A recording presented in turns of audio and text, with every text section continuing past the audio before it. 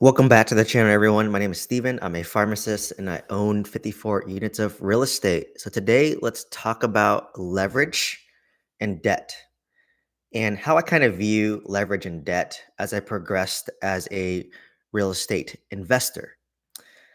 So for me, when I first started getting started in real estate back in 2017, obviously I had to use leverage and I had to use debt in order to get started in real estate. I don't make crazy amounts of money through a business like Dave Ramsey, like Anton, where you can buy houses cash. Like I just work as a W-2 pharmacist. I've worked my way up over time to make more money as a pharmacist, but your typical pharmacist is going to make about, let's just call it 150 to 200K on average. And being able to scrounge up like a 10% down payment in California was all I could really do. So if you're looking at homes in the Bay Area back in 2017, it's about $800,000 for a home. And if you're putting 10% down, that's still $80,000. And in order to save that up in a year, it's quite a bit of money. It's quite a bit of savings. So, for me, I just worked and saved money, lived frugally, didn't spend frivolously to save up $8,000 to put 10% down. And I did that for my first house. I bought that house for 800,000, put 80K down, 10%. So I have PMI and I actually house hacked that property. So I lived in the master bedroom. I rented the three other bedrooms for like $1,000 each. And that got me enough money to cover my mortgage payment, principal and interest. I still had to cover my property tax, still had to cover my HOA, still had to cover utilities, still had to cover insurance, but it reduced my cost of living significantly, right? So that's how I got started, but it's not for everybody. Like house hacking is not fun, right? I was doing it in my 20s when I was like 27, when I was used to living with roommates, but now I'm in my mid 30s, married. Obviously, house hacking is not as like something I prefer not to do right now. If push came to shove and times got tough, I probably would do it. But right now, it just doesn't make sense for me to house hack. But in the beginning, like I said, it made complete sense. And because I can get in a house with 10% down, what ends up being $80 to $100,000 in the Bay Area. So I bought my second house in San Francisco, and it's a duplex. I bought it for $1.1 million in 2019. I put 10% down, which is 110K. And once again, I had to save that money from my W-2 job as a pharmacist, which takes like a year and a half to 2 years to save this type of money.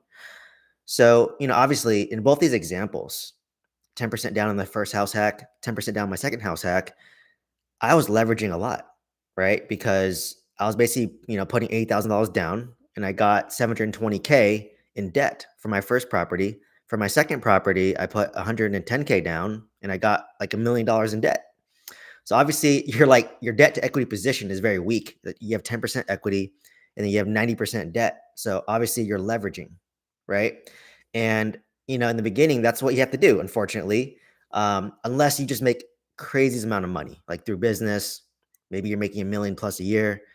And you can buy houses cash. You could put larger down payments.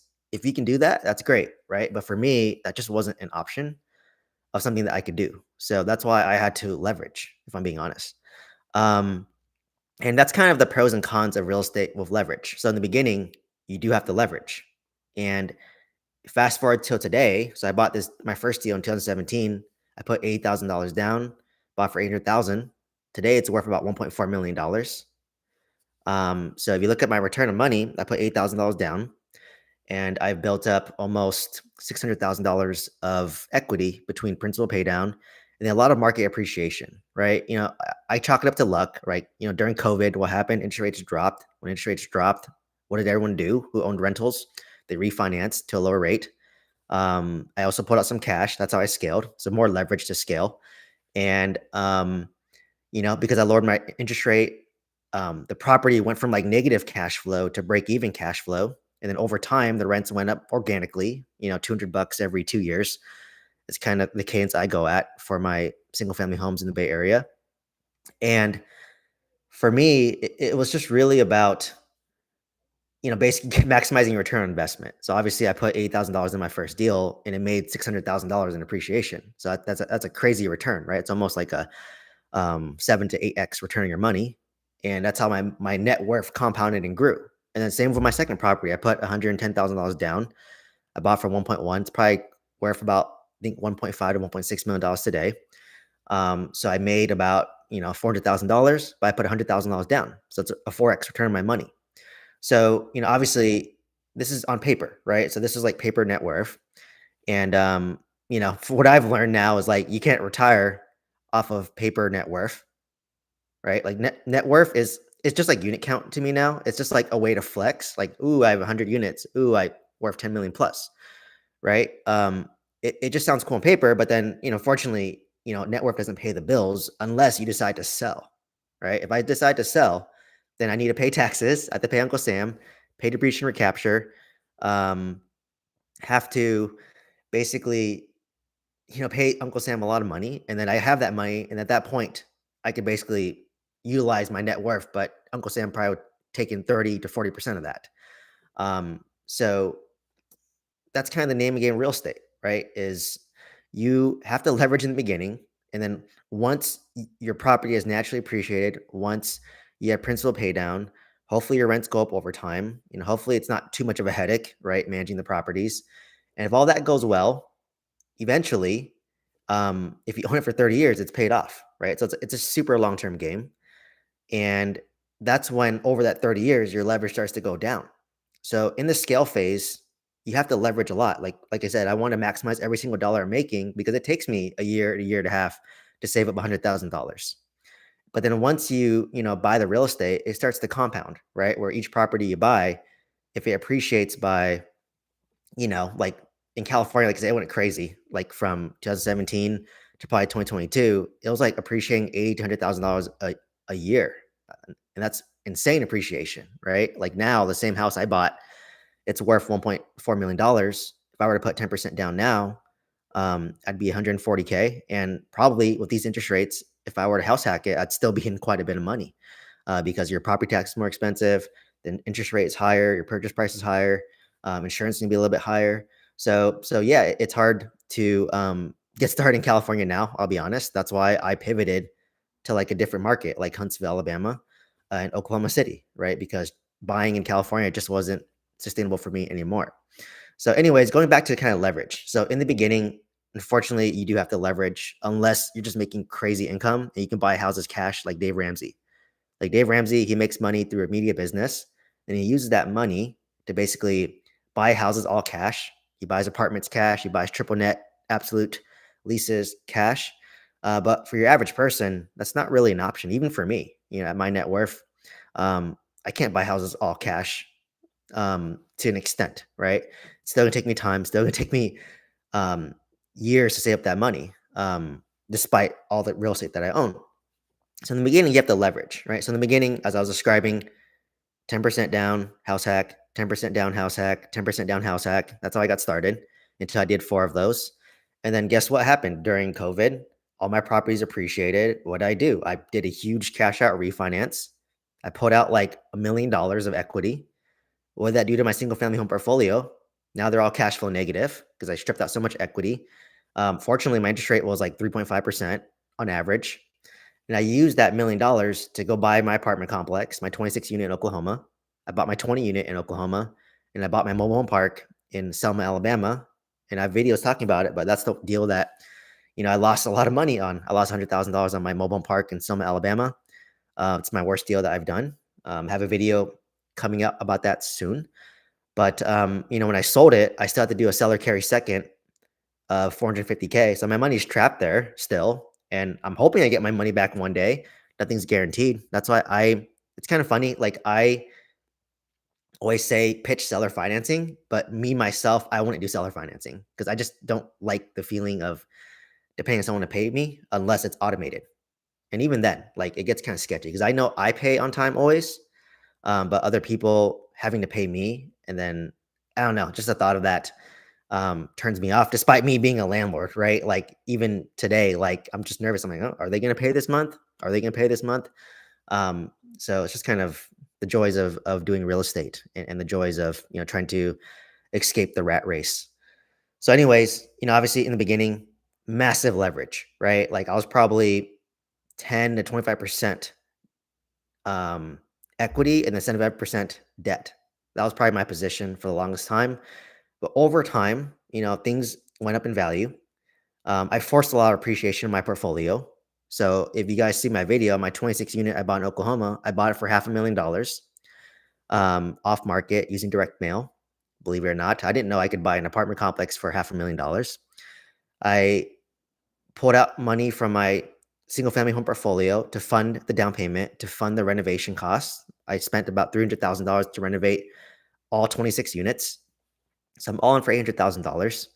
And because I was able to raise the rents from what the current owner had it as, um, and from there, I basically, what did I do? Oh, I put 25% down. So for $500,000, that's about 125K. I asked for $60,000 in seller repair credit because I needed a new roof. I need to repave a part of the road, and he had a bunch of recalled electrical meters. So I said, "Hey, it's going to cost me $120,000 in order to pay for this. Let's Can you give me $120,000 in seller credit?" And that was a negotiation tactic. I'll be honest. I didn't know he could say no, and I still would have bought the deal. But he ended up saying, "You know what, Steven? It's being sold as is, but I'm willing to give you $60,000." So he gave me half what I asked for. So that helped cut my down payment in half from 120,000 down to 60 because I got $60,000 as repair credit. And from there, I self-funded the renovation. I didn't want to do a hard money loan. Um, I'll talk about that for my 20 unit. Hard money loans are stressful, right? I'll be honest, it's so stressful. Because you're under a time gun, right? Once you do a hard money loan, you got 1 year, 18 months, 2 years to do it. And if you extend, you have to pay a lot of fees. So it's stressful, right? I'll be honest. That was my experience. But for my 26 unit, I self-funded the renovation by pulling out equity out of my single family home portfolio, which is leverage. So I was able to fix it up, and now today it's worth about $1.6 million. Um, and it grosses around 16 to 18K a month, depending on the vacancy. Right now, it's a little bit more vacant than I would like. I think I have 5 vacant units, and I think 3 just got rented out. But I'm grossing worse than 16K a month. And keep in mind, my mortgage is only $2,000 a month because luckily I didn't burr my 26 unit apartment complex. Like, could you imagine? It's worth $1.6 million now. If I were to do um, basically 75% cash out refinance. What is that? It's almost like, what is that? $1.2 million almost, something like that. Can't do math on top of my head right now. It's too early. But about pulling out $1.2 million, my loan is about, let's call it 400 for easy math. So that's $800,000 that I just pulled out, which gives me back my down payment, gives me back my renovation costs, but makes me in a leveraged position. Like, had I done that, my portfolio would be insanely cash flow negative because my 26 unit is like the LeBron James, the Stephen Curry, my real estate portfolio. It's literally carrying the team right now. So had I leveraged and scaled further, I'd be in a much tougher position. So this kind of segues into my next point. So in the beginning, when you're buying real estate, when you're getting started, you have to leverage, unfortunately, right? Unless you're making crazy amount of money, right? But I don't think that's most people's situation. Definitely wasn't my situation, right? I didn't come from money. I work a W-2 job that's decent, but it still takes me time to save up, $80 to $100,000. Um, and in the beginning, I had to leverage. I had to house hack. I had to, basically put as little down as possible. Once I built up equity, I pulled out equity out of the deal, right? It's all forms of leverage, right? Building a house of cards is what people call it. Um, but now that I'm more stabilized now and I've went through my 8 years of leverage and grinding, right? I'm on year 8 now out of 10. The first 10 years still sucks, right? I'll be honest. If you were to tell me like 5 years ago I'd own 54 units of real estate and be in this position, I think I'm retired. But ironically, the longer I've been doing real estate, the more I realize that, wow, I really appreciate my job because it helps, pay my bills today and also like helps me allow for the bad months in real estate like it's going through right now. But now that right today, I'm at a 50% debt to equity position. So I have about $5 million in debt and $5 million in equity, right? So um, part of me sometimes thinks, well, why not just sell half and use that to own the other half free and clear, right? So I literally could sell half my units, pay Uncle Sam, then own the other half free and clear. And then my portfolio would be a lot smaller, a lot simpler with no debt. So I'll almost be like a Dave Ramsey equivalent, right? So I'm at a 50% debt to equity position. So that's why I'm like really kind of like pivoting how I want to move forward now and like really optimizing my portfolio in order to, optimize more for my lifestyle and optimize more for cash flow.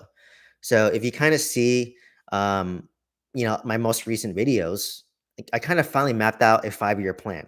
And basically, if I execute these things in the next 5 years, I could probably comfortably retire my wife. And then for me, myself, I could probably comfortably step away from my more stressful job, be part-time, or just work like it's called per diem when you're a pharmacist. So you just kind of pick your own schedule. You can work 1 day a week, 2 days a week, or I just can not work and pick up random contracting jobs. Right. So it just gives you more like lifestyle freedom. Unless my YouTube blows up for some reason and that pays me more, then by all means, I'll leave my pharmacist job. But I can't imagine that happening because with everything in life, everything's a grind, unfortunately. Nothing is super easy. So now I'm really trying to like re-optimize my portfolio. And so there's basically probably 4 to 5 moves I need to do. And I'll just give you a quick summary here. So the first move I need to do is I'm actually um, doing a cash out refinance on a new build I bought in Huntsville, Alabama. I have videos about it. It's my Lennar property in Athens, new construction through Lennar. Basically, I'm trying to do the lazy burr with that, where I'm buying it cash and then basically trying to pull up my money or most of my money out of the deal. But I just found out yesterday that so I bought the deal was worth around 306K originally. The Lennar dropped the price to around 295K, but because I bought it all cash, they dropped me down to 256K. And what I was hoping to do was that I would I'd buy it all cash to get the discount and then get a loan on it later. So I'm getting 75% of the ARV, but the ARV came back at 306K. So my new loan is roughly around 230K, but I'm all in for 200 and let's call it 60K. So I end up leaving $30,000 in the deal. So it's not a perfect burr, but I ended up leaving, probably 8 to 10% in the deal, which isn't the end of the world. But pretty much why I bought this property and then the next property. So I call them Jack and Jill because they're in the same community. And it just sounds cool to say Jack and Jill, I think. But I own Jack and Jill. They're in the same community, same rent, same property manager. But why I bought that was because I'm anticipating selling probably the first home that I bought, the one I bought for 800 that's worth $1.4 million today. I'm probably going to sell that and then pay Uncle Sam long-term capital gains tax, depreciation recapture, or I can talk to my CPA to see how can I avoid that or mitigate that. Use that to pay off my primary residence. And my mortgage, believe it or not, is about $5,500 a month. So that's probably a move I definitely need to do if I want to retire completely, right? So I'm thinking if I were to make this move, it would be 5 years from now if I decide to retire in 5 years. So I just doing cash out refinance on Jack.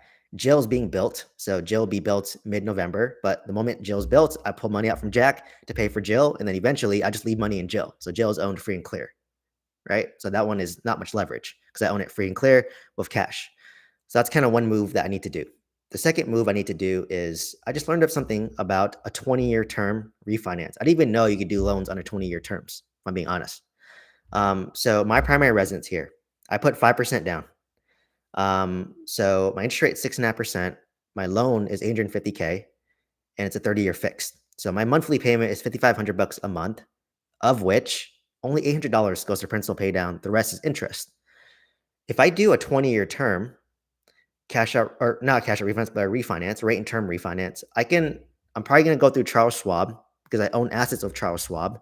So because of that, I think they're giving me a slightly lower interest rate and then the fees are very cheap. So if I'm going from a 30-year term to a 20-year term, my interest rate is going to go from a 6.5% down to a 5.25%. I'm hoping interest rates drop end of October when the Federal Reserve meets. But if I'm getting a 5.25% interest rate, guess what my monthly loan payment is? It's the same. It's going to be $5,500 a month. But the kicker is I have $2,000 a month in principal pay down versus 800. So this is how you pay down your primary faster, right? So that to me was like mind blowing. I was like, I didn't realize that I could go from a 30-year term to a 20-year term. If my interest rate went from 6.5 to 5.25, the payment's the same, but then I have way more principal pay down, so that I'm able to pay off my loan faster. And then faster I pay it off, um, I'm more likely to be free. So that's probably a move I'm going to make. I'm hoping end of this year. So like maybe December timeframe be my sweet spot. So, Jack and Jill need to be finished, and then I'm going to refinance my primary, right? That's my next move. The move after that, and I have multiple videos coming out about it. I'm not sure when they're being posted, but building ADUs. So accessory dwelling units in Orange County. So I have a single family home in Orange County, big lot, 7,500 square foot. Because it's a property close, I'll probably film some videos there to show you guys the process.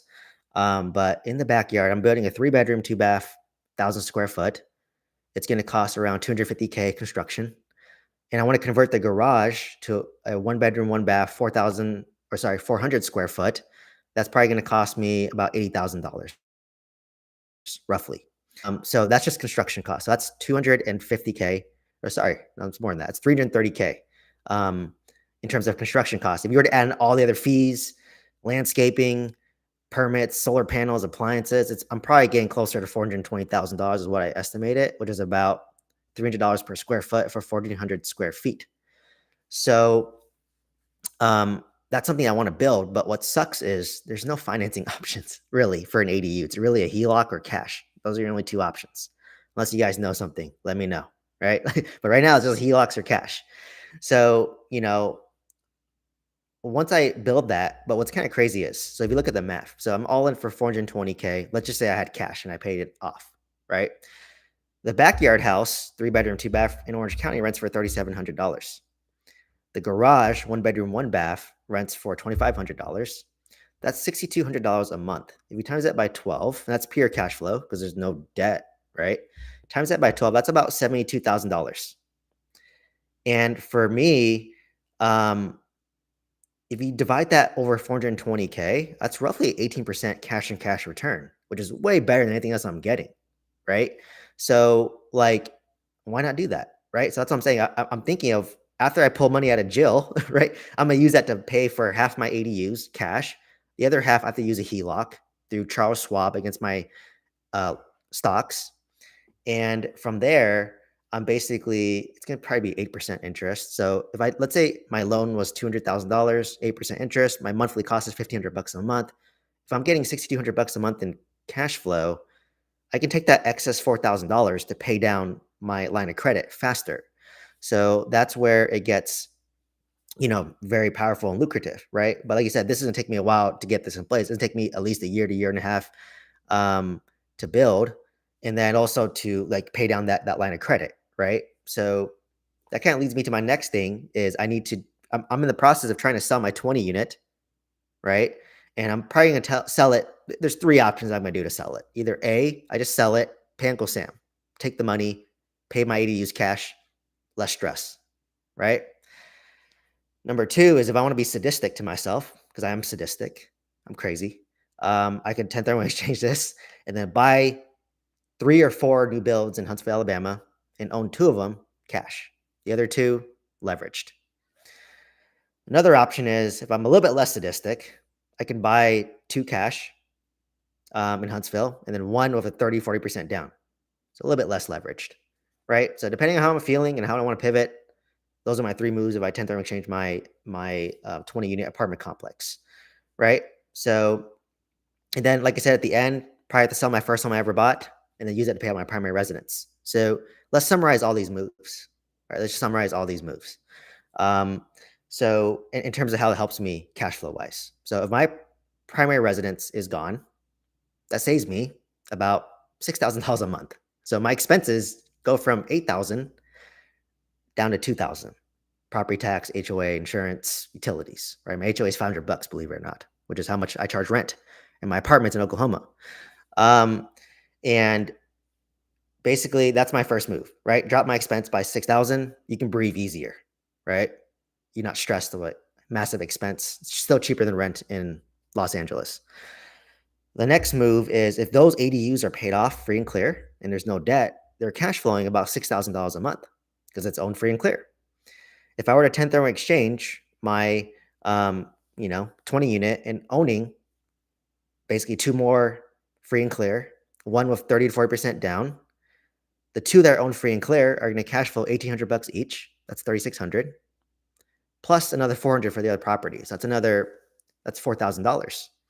So with those moves I just described in the next 5 years, I lowered my expense by 6,000, and then I increased my cash flow by 10,000. Right? But obviously tenants can leave and not get paid. This is the best case scenario. But from my experience, like with my California properties, the tenants are long term. Like I've always had the same tenants for like 7, 8 years now, because you have to be slightly below market. You have to treat them well, and then they'll stay a long time. And you have to have a nice product. So that's how I always kind of price my single family homes in California. They're typically about 10% lower than market.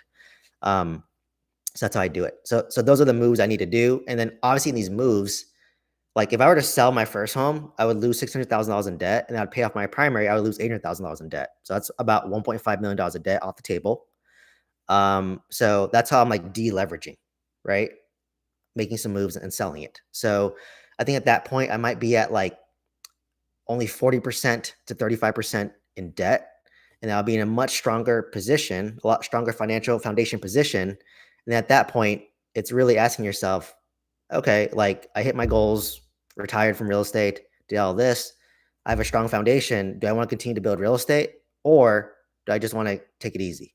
Right. And it may be a period where I just take it easy. Right. If, kids and family are in the horizon in the next 5 years, then maybe I'm taking it easier. Right. So it's really that optionality of it. But, for me, as I hit my net worth, as I hit my unit count, it became increasingly clear that leverage is going to hurt me more than it's going to help me. In the beginning, when you're getting started, leverage helped me, right? It'll help you too. But once you hit a certain point, once you have a lot of chips on the table, it's time to scale back some chips and then make sure that debt doesn't hurt you moving forward. So that's kind of the transformation that I've been kind of going through. Like I said, from year 1 to 8, leverage, leverage, leverage. Year 8 to 10, it's going to be about taking some chips off the table, right? And I kind of feel like I need to share this because like not many people kind of share that journey. I feel like people go to extremes. It's like leverage to the hill, and then some people are like just buy all cash. But the truth is really in somewhere in the middle. That's always how I kind of view it as. So that's why I want to talk about debt. That's why I talk about leverage. So if you have questions, I'm gonna start answering questions now. So please drop questions in the comment. Thank you so much for saying hi, everybody. I have a question here. You house hacked, recommend paying off primary?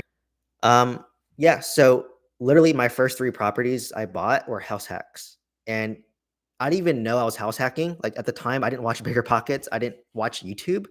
I just was just like, well, I'm used to living with roommates, and like if I can get $1,000 per room and lower my expense, like why not? Because I literally was living at home with my parents, and then I moved out at 27. It's very common in Asian American culture. Don't judge me, but very, very common in Asian American culture. Helps you save money, but they do treat you like a kid, right? Treat you like a kid, but hey, you have food. Cleaning is very simple, and you get to spend more time with your parents, right? Not quality time, right? I don't see my parents as much as I used to, but when you live with them longer, you see them longer, right? Pros and cons. Anyways, yeah, I house hacked the first few properties because like I literally got a job somewhere, bought this house 10% down. I had another job opportunity near San Francisco. I was like, I don't want to make this commute anymore. So I bought a duplex for 10% down. And then I moved to Orange County and I bought a house 10% down, but I ended up getting laid off. So I couldn't move into that house. So that's literally how I got started, was 10% down, house hacks, conventional loans, right? But now the downside is like all these conventional loans are on my credit, even though I transfer them to an LLC.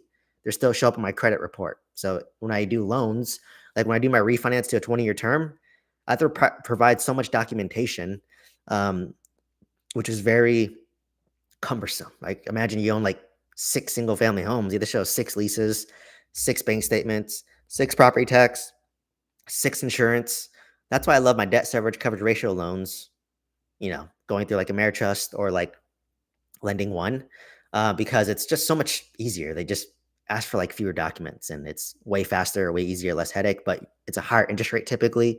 But right now, the debt service coverage ratio lenders like Ameritrust and Lending Ones, who I'm using right now, their rates are actually competitive to Fannie Mae, Freddie Mac loans, right? So like on your credit, if you could, and it's easier. So yeah, I started off house hacking, and then For me, I do recommend paying for your primary if you value freedom. So that's the big if, right? Like people always say, okay, well, I have a 3.5% interest rate on my primary. Um, I can invest. Why pay it off when I can take that money? Let's say it's $500,000 to pay off your mortgage, and you have a 3.5% interest rate. I can invest that money into the S&P 500 and earn 7 8%.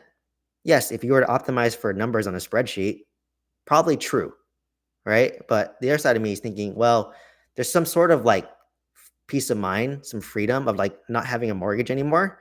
And then what people don't realize in my early example, like, you know, my payment is 5,500 bucks a month in my primary, but how much is going to principal in the beginning? It's nothing. It's like $800 is going to principal. The rest is like going to interest.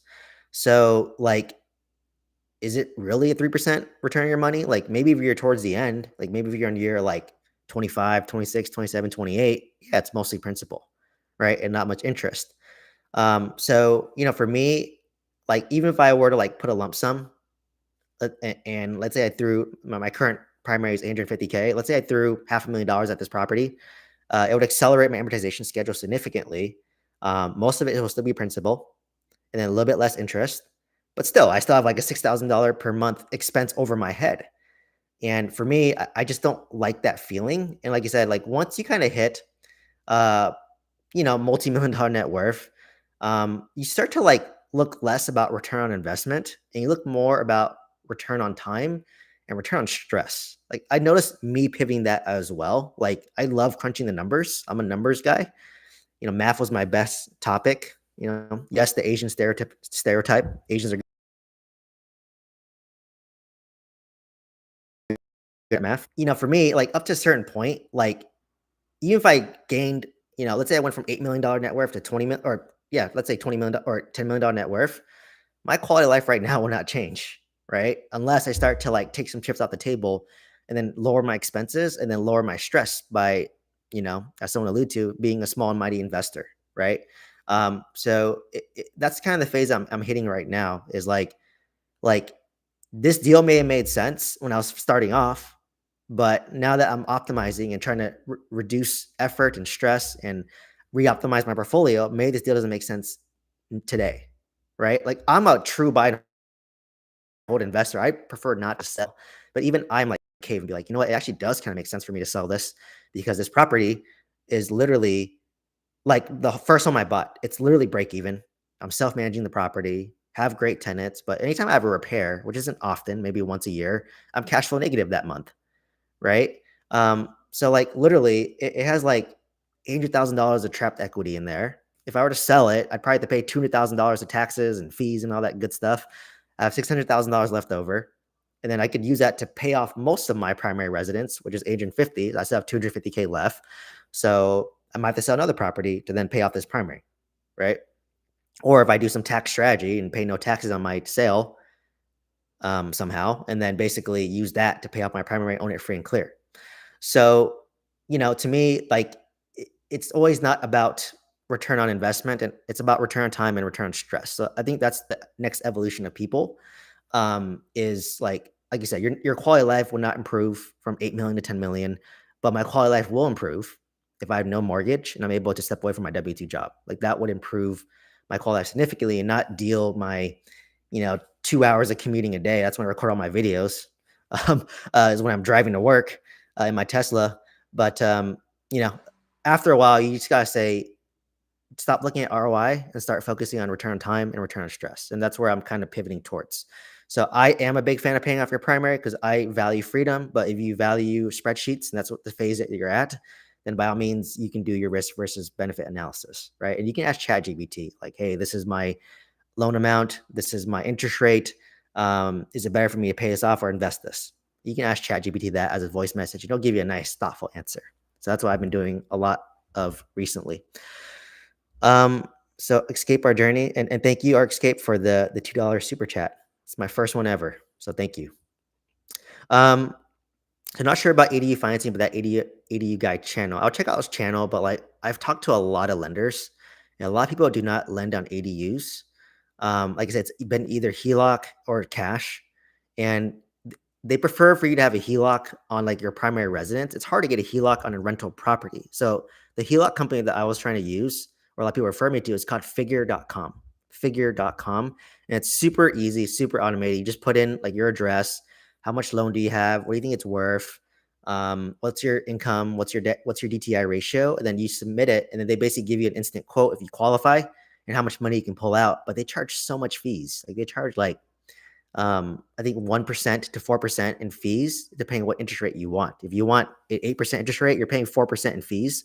If you want a 10% interest rate, you're paying maybe 1 point in fees. So I thought it just wasn't worth it. I'd rather just do a line of credit against my stock portfolio and Charles Schwab. They don't charge points, and the interest rate's pretty competitive.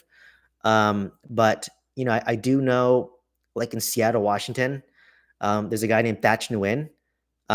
Not related to him, by the way. Same last name, but not related to Thatch. I wish I was. That'd be cool to have a rich uncle. But in Seattle, they can section off the lot into a separate APN number, and then from there, you can leverage that land as your down payment to fund the ADU, or sorry, the backyard home.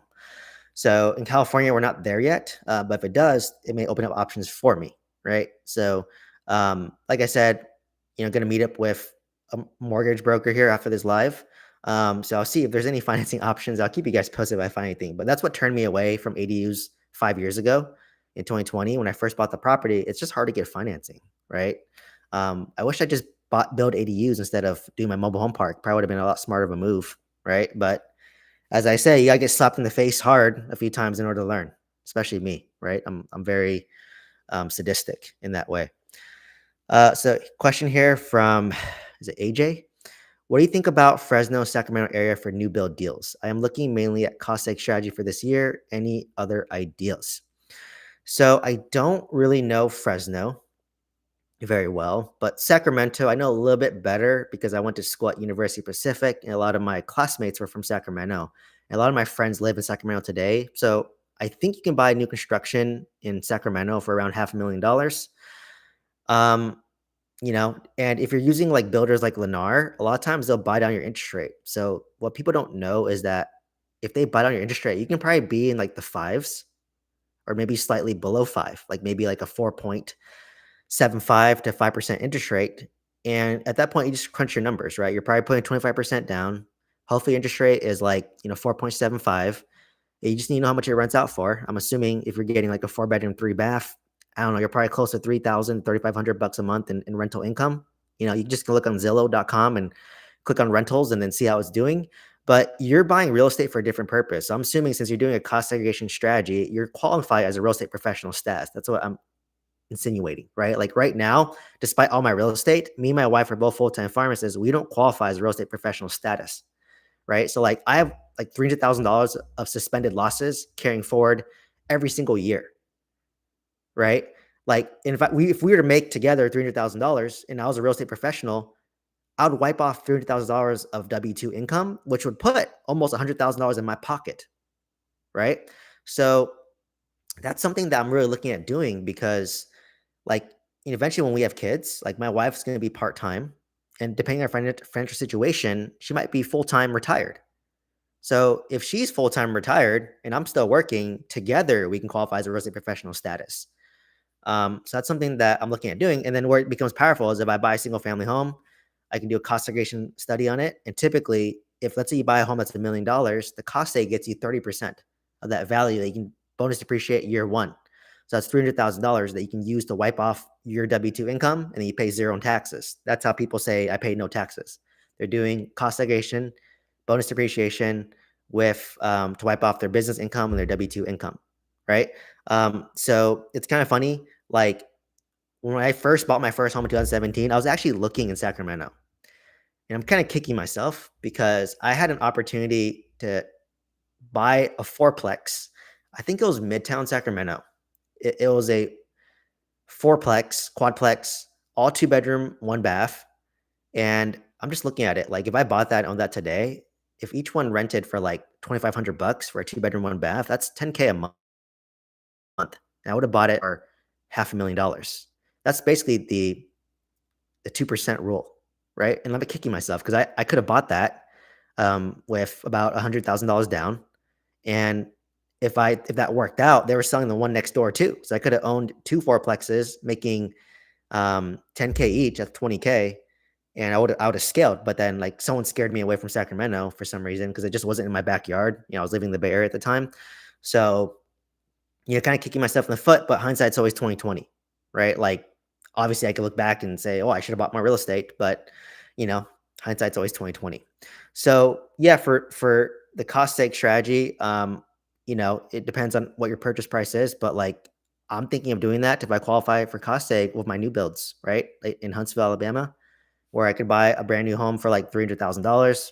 You put your 25% down, which is 75, 80K, something like that. And then you can cost seg probably 30% of that, at least, maybe a little bit more because the land isn't worth as much in Huntsville. The structure is worth more.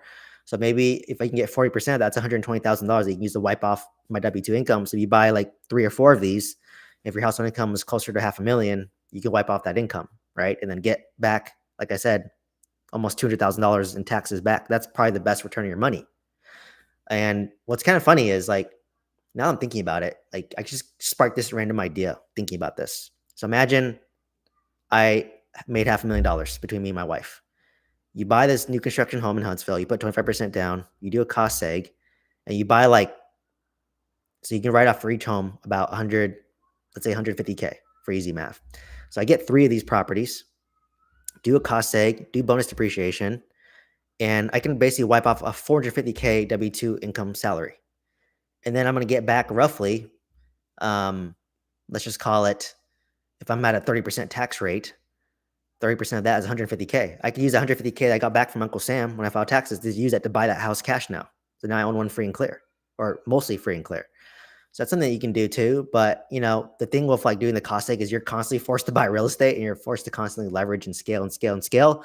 So that's just a new hamster wheel that like you're going on.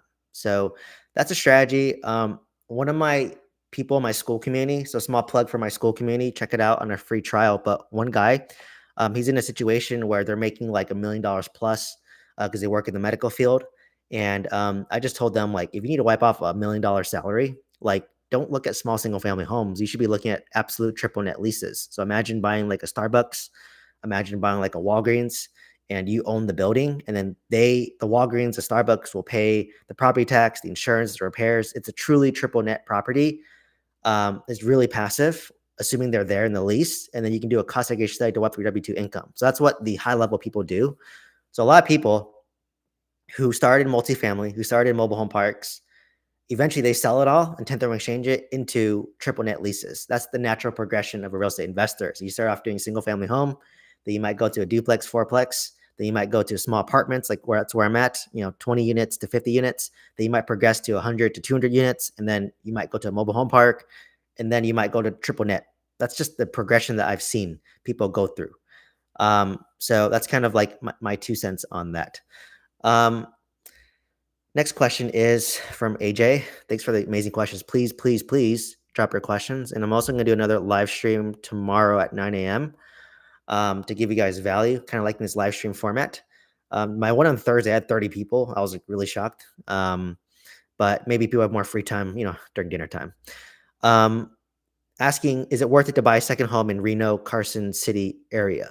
So I kind of have thought about buying a second home in like Vegas and then basically split my time between Vegas and LA. And then you basically can like arbitrage. If your primary residence is in Vegas, you don't pay state tax. So a lot of people do that. Something I've considered, but right now we really like living in Los Angeles. Despite all the crime, the homelessness, and the high cost and all that stuff, it's just a lot to do here, and it just really fits for us right now. But we may change our mind and consider getting a second home. So that is a thought. So if that's all the questions I see, if you have additional questions, please drop it. But I kind of want to end with a summarizing thought of this video. So remember, the point of this video was let's talk about debt and talk about leverage. So to summarize this, the TLDR, in the beginning, assuming you're not making millions of dollars and you have a business making a lot of money, if you do, great, you can buy homes cash. But for everyone else, in the beginning, you have to leverage, right, as much as possible to increase your return on investment. Right. But then once you hit a point where your equity goes up, you have forced appreciation, you have market appreciation, you have principal pay down. once you've built up a decent amount of net worth from that, at that point, leverage and debt can start to hurt you, right? So at that point, reassess your portfolio, take some chips off the table to improve your position, to give you a strong foundation, right? So that's just the natural progression of being a real estate investor, right? And that's why I'm sharing it with you guys, because I'm currently going through that phase of taking some debt off the table, because now debt feels aversive to me. And most of my debt, if I'm being honest, is below 4%. My primary is 6.5%. My 20 unit is 6.5%. But if I sell my 20 unit, that's gone. And if I pay off my primary, it's gone. Whatever loans I've left is 4% or less. So at this point, debt and leverage is not helping me as much. So I need to take some chips off the table, right? So, and then at that point, once I've taken some chips off the table, I can reassess what next phase do I want to go in. Do I want to continue to buy real estate? Do I want to stop doing real estate and just chill? These are all the options that you can do once you've built up a portfolio and once you optimize your portfolio. So that's the key message, right? So, anyways, that's all I had for today. Thank you for the content. Thank you for the staying tuned. If you want to join my school community on a free trial, check out my link. If you want to coaching courses, click on my link tree. If you want to get a steadily landlord insurance quote, I am partnered with them to see if you can save some money. Check it out, because I convert 3 of my policies, my single family homes, into steadily, and it saved me about, I think, $500 each. So, hey, anything you can do to improve your cash flow, anything you can do to, have some extra funds for a rainy day, why not? Right. So check out the steadily. That's actually a question here, last minute question by Robert. What about the leverage effect of internal rate of return? You don't want to get rid of that, do you? So, believe it or not, I actually don't calculate my internal rate of return. That's more sophisticated. But for me right now, I'm at a 50% debt to equity position. So actually, I have probably a terrible return on equity at this point. So for me, I would rather just take some chips off the table. And, Robert, if you came in a little bit later, um, at my point, I'm not looking so much on return on investment. I'm not focused on like spreadsheet numbers. I'm just more of so optimizing for my lifestyle, right? And for less stress, and for more time. Because I did this real estate grind, not to give myself another job, but to really retire early and like live life on my terms. That was the whole point of it. And I constantly need to remind myself to do that. But yes, if you deleverage, obviously, your return on investment goes down. But like I said, if I buy like ADUs all cash, for 420K and I get $6,200 a month in rent net, that's an 18% cash on cash return, which is like better than the SP 500. It's better than most things. So, that's the type of moves that I'm trying to make. So yeah, that's kind of the theme of the video, was that, in the beginning, leverage was worth it. And I was obviously maximizing my returns. But at this point, like, I want to take some chips off the table and deleverage. And yes, it's going to reduce my returns. And I'm okay with that, because, like I said, I want to de-risk myself and deleverage myself a little bit right now. And obviously later in the future, I can always leverage up again if I want to scale real estate, if there's good deals. So, so yeah, that's it. But all right, everybody, I have another live stream tomorrow at 9 a.m. So please stay tuned for that. I'm going to talk about why I'm buying new construction. I have to remember, why am I buying new construction in this interest rate environment with a pending recession? So please stay tuned for 9 a.m. tomorrow, and please bring questions. Thank you all so much. Hope you have a good weekend, and see you tomorrow.